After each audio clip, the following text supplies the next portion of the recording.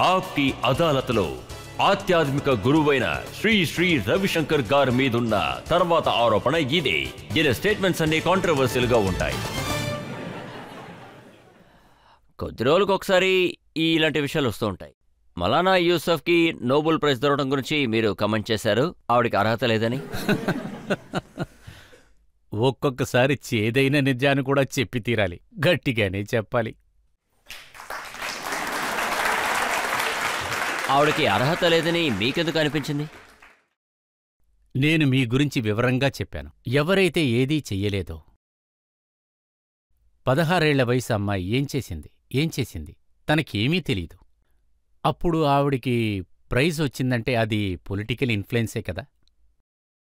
కానీ ప్రపంచంలో ప్రశాంతత కోసం మీరు చాలా పోరాడారు, మీకు నోబెల్ ప్రైజ్ వచ్చుండాలి కదా. అది ఏంటని చెప్పాలంటే నేను ప్రైజ్ కోసం పనిచేయను. నాలాగా ఎంతోమంది ఉన్నారు, వాళ్ళందరికీ కూడా దొరకొచ్చు. పని చాలామంది చేశారు. నేను మీ స్టేట్మెంట్ ఒకటి చూశాను, అందులో మీరు ఏమన్నారంటే మహారాష్ట్రలో రైతులు ఆత్మహత్యకి కారణం ఏంటంటే ఆధ్యాత్మికులు అక్కడ కరువైపోవడం వల్ల. అవును, సరిగ్గా చెప్పారు. ఈ విషయం గురించి చాలా చర్చలు జరిగాయి. చాలా పెద్ద లీడర్స్ కూడా చెప్పారు ఇలా మాట్లాడకూడదు అని. ఎందుకు చెప్పకూడదు? ఇది నిజమే కదా. మేము 518 గ్రామాల్లో విదర్భ గ్రామంలోకి మా వాళ్లు వెళ్ళి ప్రతి ఇంటి దగ్గరికి వెళ్ళి ఒక్కొక్క రైతుతోనూ మాట్లాడితే తర్వాత ఇదే కారణమని మాకు తెలిసింది. అందువలనే మేము చూసుకోకుండా ప్రాక్టికల్గా మాట్లాడాం, విచారించకుండా స్టేట్మెంట్ కూడా ఇవ్వం. బాగా విచారించినాకే మేము ఆ స్టేట్మెంట్ ఇస్తాం. మేమక్కడ అన్నీ తెలుసుకున్నాకే ఇది చెప్పాం. అయితే మీరు దీన్ని కూడా రీసెర్చ్ చేసే చెప్పారా? గవర్నమెంట్ స్కూల్లో చదివే వాళ్ళందరూ కూడా నక్సలైట్లుగా మారుతున్నారా అని? ఇది మీడియా యొక్క ఆటలనే మనం చెప్పాలి. మా అమ్మగారు ఒక గవర్నమెంట్ స్కూల్లో చదివినవారు. ఎలాగ గవర్నమెంట్ స్కూల్లో చదివిన వాళ్ళందరూ నక్సలైపోతారని చెప్తారు? అందుకే కపిల్ సిబల్ గారు ఏమన్నారంటే అందుకే నేను గవర్నమెంట్ స్కూల్లో చదివాను, నక్సలైట్గా మారలేదు అని. నిజమే, గవర్నమెంట్ స్కూల్లో చదివే వాళ్ళందరూ నక్సలైపోతారా ఏంటి? నేనే ఆ విధంగా చెప్పలేదు. మేమేం చెప్పామంటే ప్రైవేట్ స్కూల్లో మారల్ ఎడ్యుకేషన్ చాలా ఎక్కువగా ఉంటుందని, అలాగే ఇక్కడ చదువుకునే కుర్రాళ్ళకి నక్సలైట్ల గురించి ఏదీ తెలీదని చెప్పాను. నేను చెప్పింది ఇదే.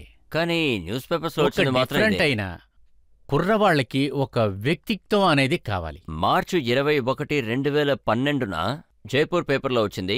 శ్రీ శ్రీ రవిశంకర్ గారు ఏమన్నారంటే గవర్నమెంట్ స్కూల్లో చదువుకున్న వాళ్ళందరూ నక్సల్లో వెళ్లి చేరిపోతున్నారు, కానీ ప్రైవేట్ స్కూల్లో చదువుకున్న వాళ్ళ దగ్గర ఇలాంటివి అసలు ఏవీ ఉండవు అంటున్నారు. అవును, ఇది నిజమే. కానీ అక్కడ అందరు కుర్రాళ్ళు నక్సలైట్లు కాదు. కానీ ఏ కుర్రాళ్ళైతే గవర్నమెంట్ స్కూల్ నుంచి వస్తున్నారో వాళ్ళు అక్కడ ఉండటం అనేది చూడగలుగుతున్నామని చెప్పా. అయితే గవర్నమెంట్ స్కూల్స్ అన్నిటినీ ప్రైవేటైజ్ అది అలా కాదు. అక్కడ చదువులో కాన్సంట్రేషన్ చెయ్యమని చెప్పాలి. తర్వాత అక్కడున్న టీచర్స్ అందరూ పిల్లల మీద ఎక్కువగా గమనం అనేది ఉంచాలని చెప్పాను. వాళ్ళు పర్సనల్ ఇంట్రెస్ట్ తీసుకునే పిల్లలకి నేర్పించాలని నేను చెప్పాను. ఆ విధంగా టీచర్స్నే నేను అన్నాను. తర్వాత టీచర్స్కి ఇది కూడా చెప్పాను, మీరు దీన్ని ఒక ఉద్యోగం అని అనుకోవద్దు.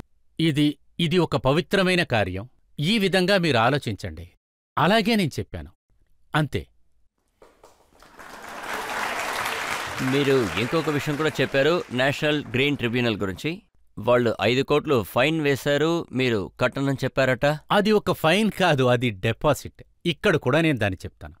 ఎవరైతే తప్పు చేస్తున్నారో వాళ్లకే ఫైన్ అనేది వేస్తారు.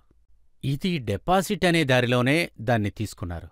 అక్కడ ఏదైనా జరిగిందని ప్రూవ్ అయితే వాళ్ళు ఉంచుకుంటారు, లేకపోతే అది రీఫండబుల్ డిపాజిట్. దీన్ని పార్లమెంట్లో కూడా డిసైడ్ చేశారు. ఆ టైంలో శరత్ యాదవ్ గారు పార్లమెంట్లో ఉన్నారు. ఆయన ఏమన్నారంటే ఈయన ఇలా మాట్లాడుతున్నారు, ఈయన తీసుకెళ్లి జైల్లో పడేయమని చెప్పారట. ఇలా చూడండి, మిగతా వాళ్ళు మాట్లాడే విషయాలు నేనెందుకు కామెంట్ చేయాలి చెప్పండి. పొలిటికల్ ఎజెండా కోసం ఏదో ఒక పేరు చెప్పి ఏదో ఒకటి మాట్లాడతారు. కానీ ఇది నిజమేనా? ఎన్డీటీవీ మీరు ఒక ఈవెంట్ని కండక్ట్ చేసినప్పుడు యమునా నదిలో మీరు చాలా చెత్తని పారేశారట, మీరక్కడ మొక్క నాటుతానని చెప్పి నాటలేదట. ఇప్పుడు చూసుకున్నారంటే ఇక్కడ ఎంత పెద్ద ప్రోగ్రాం జరిగింది.